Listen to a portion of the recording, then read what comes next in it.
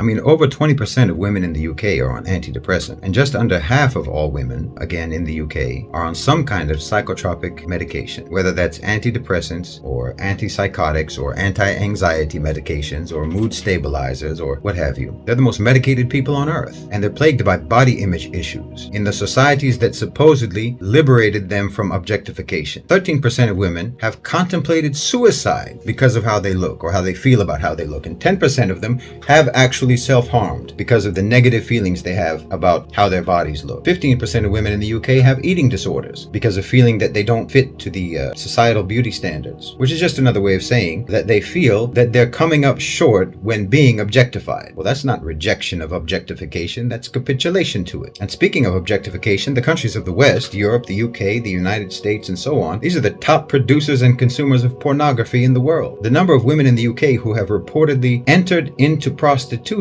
has doubled over the past year or so, since the cost of living crisis has hit Europe because of the Ukraine war and the sanctions against Russia. Put that in perspective. The median income of the poorest people in the UK is roughly 15,000 sterling pounds per year. The median income in Malaysia is 2,000 pounds less than that. But supposedly, being so poor as to earn 2,000 pounds more than the average Malaysian is enough to drive women in the UK into prostitution. And Malaysia is not an impoverished nation. And this is the average, the median income for the whole country, not for the poorest segment of the country. But in your society, the economic system apparently requires women to rent their bodies out to men for sex in order to be free, independent, liberated women financially. No, you can't cope with modernity. You can't cope.